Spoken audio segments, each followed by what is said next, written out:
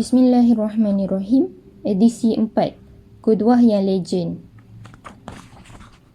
Sesungguhnya Rasulullah SAW tetap menjadi ikutan, idola, ikon dan berdasarkan Al-Quran menjadi uswah wal qudwah ila yaumil qiyamah.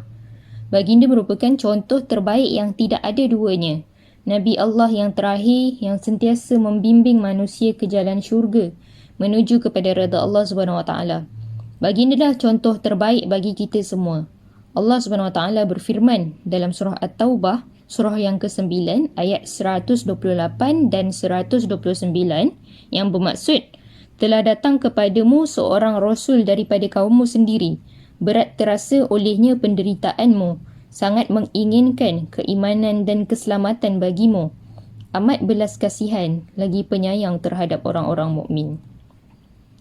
Allah SWT mengisyaratkan kepada kita semua, umat Nabi Muhammad SAW, baginda bahawasanya adalah merupakan salah seorang Nabi Allah yang sangat-sangat menginginkan umatnya beriman. Baginda sangat menderita apabila melihat kita menderita. Baginda sangat-sangat kasihan lagi penyayang terhadap orang-orang yang beriman. Pertanyaan yang perlu kita tanyakan kepada diri kita sekarang, bagaimana pula dengan kita? Sejauh manakah kecintaan kita kepada Rasulullah SAW? Kita sering membaca di dalam buku-buku sirah bagaimana pengorbanan Rasulullah SAW terhadap umat. Di dalam sebuah hadis sahih yang diriwayatkan oleh beberapa imam, diceritakan bahawasanya Rasulullah SAW pernah menjadi orang yang pertama menyiasat tentang keadaan hiruk pikuk yang tiba-tiba berlaku. Kisahnya, terjadilah bunyi yang sangat menggentarkan yang terjadi di Madinah pada suatu malam. Ketika para sahabat radhiyallahu anhum masih lagi tertanya-tanya bunyi apakah itu, maka kemudiannya Rasulullah SAW keluar daripada kegelapan dalam keadaan tidak berbaju, kuda baginda tidak berpelana dan baginda membawa sebilah pedang untuk menenangkan mereka. Rasulullah mengkabarkan kepada mereka dengan mengatakan tiada apa-apa yang terjadi kerana baginda telah pergi menyiasat keadaan tersebut. Subhanallah, ini satu contoh ringan betapa cintanya Rasulullah SAW kepada kita. Betapa baginda menjadi orang yang pertama membahayakan dirinya jika terjadi bahaya yang menimpa umatnya. Jika kita baca dalam buku sirah yang ditulis oleh Syekh Abu Hasan Ali Al-Hasan An-Nadwi, juga yang ditulis dalam kitab Ar-Rahiqul Makhtum oleh Syekh Safiyur Rahman Al-Mubarakfuri dan beberapa buku sirah yang lain, dapat kita lihat betapa Rasulullah SAW di akhir-akhir kehidupan baginda sentiasa berfikir tentang umat. Baginda sentiasa mengingatkan umatnya tentang solat, selalu mengingatkan umatnya tentang perkara-perkara yang harus mereka lakukan, ketakwaan dan sebagainya. Sedangkan baginda sedang sakit keras ketika itu. Kenapa hal ini terjadi? Wahai saudara-saudari, pernah atau tak? Ketika kita sedang sakit keras, kita memikirkan tentang sejauh mana komitmen kita kepada Rasulullah SAW. Pernah ke kita ketika demam atau sakit yang lebih ringan daripada itu ataupun yang lebih keras daripada itu, memikirkan sudah sejauh mana komitmen kita terhadap Islam? Tetapi Rasulullah SAW di saat-saat menghadapi kewafatan, baginda masih lagi memikirkan tentang umatnya. Sejauh mana sebenarnya komitmen kita kepada Rasulullah SAW setelah kita melihat betapa baginda sangat mencintai kita? Baginda sangat menginginkan keimanan kepada kita. Kerana apa? Kerana baginda ingin memastikan setiap daripada kita ni sentiasa insya-Allah bersedia untuk masuk dan menikmati syurga Allah SWT. Bagaimana pula dengan kita? Apakah kita pernah mencintai diri kita seperti mana Rasulullah SAW mencintai diri kita ni?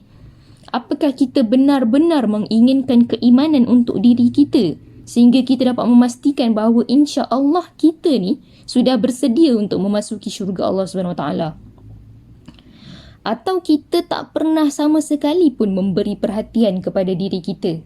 Kita tak pernah sama sekali pedulikan amal kita? Apakah amal-amal kita hari ini mampu membawa kita ke syurga atau amal-amal kita akan lebih banyak menjerumuskan kita ke dalam neraka? Pernahkah kita muhasabah diri kita seperti mana Rasulullah SAW yang sangat cinta pada diri kita sentiasa menginginkan keimanan, kesejahteraan dan keselamatan kepada diri kita? Sunnah yang dilupakan. Mari kita menutup mata seketika, duduk diam dan fikirkan perkara ini. Pernahkah kita merasakan cinta dan kasih Rasulullah SAW kepada kita? Kita selalu menyambut kedatangan Maulidur Rasul dengan gegak gempita kegembiraan.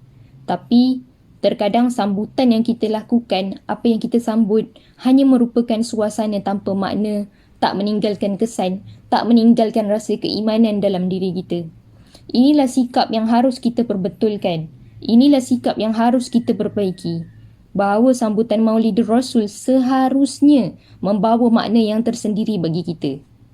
Saya menganjurkan bagi diri saya dan semua sidang pembaca yang saya sangat cintai, ada beberapa perkara yang perlu kita lakukan sebagai salah satu bentuk perubahan sambutan Maulidur Rasul.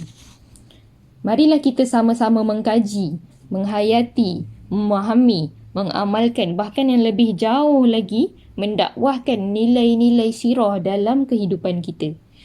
Saya menganjurkan untuk kita membeli sebanyak-banyaknya buku berkaitan dengan sirah Rasulullah SAW. Ayuhlah kita jangan merasa kedekut, kerana rasa kedekut hanya dibangkitkan oleh syaitan sebagaimana firman Allah SWT di dalam surah Al-Baqarah ayat yang ke-268. Jangan kedekut untuk membeli buku-buku yang berkaitan dengan sirah Rasulullah SAW untuk kita simpan sebagai koleksi di rumah kita. Mari kita membacanya dan mari kita menggalakkan anak-anak kita membaca tentang kisah Rasulullah SAW. Jangan kita biarkan anak-anak kita lebih mengenali artis-artis yang hanya mengajarkan perkara-perkara buruk kepada anak-anak kita dibandingkan dengan mengenali Rasulullah SAW dan para sahabatnya yang mulia. Jadi, mari kita membeli buku-buku sirah Rasulullah SAW, simpan di rumah kita, baca, hayati, fahami, amalkan dan dakwahkan lagi. Mari kita sama-sama berazam dan bertekad untuk beramal dengan sunnah Rasulullah SAW. Berbicara tentang sunnah, sungguh ia amat luas. Dapat saya kupaskan di sini dua jenis sunnah. Sunnah kecil dan sunnah besar. Amalkanlah sunnah besar Rasulullah. Terdapat dua jenis sunnah, sunnah kecil dan sunnah besar. Adapun sunnah yang besar, maka ia wajib kita ikuti. Contohnya seperti mana Rasulullah berumah tangga, bagaimana Rasulullah mengatur negara, bagaimana Rasulullah berakhlak, dan seterusnya. Adapun sunnah-sunnah kecil yang bentuknya sunat untuk kita ikuti, seperti menyimpan rambut, memakai jubah, memakai serban dan sebagainya. Namun kita perlulah mengamalkan sunnah-sunnah yang besar. Bagaimana Rasulullah berdakwah, bagaimana Rasulullah mentarbiah diri, bagaimana Rasulullah mentarbiah keluarga, bagaimana Rasulullah mentarbiah masyarakat. Ini lebih wajib untuk kita ikuti. Contohnya, berapa banyak kita melihat orang-orang yang memakai jubah dan serban, tapi anak-anaknya tak pakai tudung. Bahkan ada yang tidak menutup aurat sama sekali. Berapa ramai yang kita lihat orang-orang yang menyimpan janggut, tetapi masih lagi merokok, masih lagi melakukan hal-hal yang haram. Berapa banyak kita melihat orang yang kononnya berjubah, tetapi anak isterinya tak solat dan mereka tidak pernah prihatin tentang masalah ini. Sudah menjadi kebiasaan kita melihat masyarakat lebih prihatin dengan sunnah-sunnah yang kecil, tetapi meninggalkan sunnah-sunnah besar yang wajib kita ikuti. Pada kesempatan ini, marilah kita beramal dengan sunnah Rasulullah yang besar terlebih dahulu tanpa meninggalkan sunnah-sunnah kecil. Supaya insya-Allah masyarakat kita akan terbimbing, teratur dan akan kembali menjadi masyarakat seperti yang difirmankan oleh Allah SWT di dalam surah As-Saba, dalam surah Saba, surah yang ke-34 ayat 15, yang bermaksud, negerimu adalah negeri yang baik dan Tuhanmu adalah Tuhan yang Maha Pengampun. Jadi, mari kita kembali kepada sunnah yang lebih besar. Saya menganjurkan suatu perkara praktikal yang sangat mudah untuk kita amalkan, iaitu memperbanyakkan selawat kepada Rasulullah SAW. Kita semua tahu dalam hadis yang diriwayatkan oleh Muslim, Rasulullah SAW bersabda, yang maksud, sesungguhnya Barang siapa yang berselawat kepadaku sekali, maka sesungguhnya Allah dan para malaikat akan berselawat kepadanya 3 kali. Payungi diri dengan syafaat Rasulullah SAW. Justru itu, marilah kita beramal, berazam dan bertekad untuk terus banyak berselawat kepada Rasulullah SAW supaya Allah dan para malaikat akan berselawat serta mendoakan kesejahteraan kepada kita apabila kita banyak berselawat kepada Rasulullah SAW.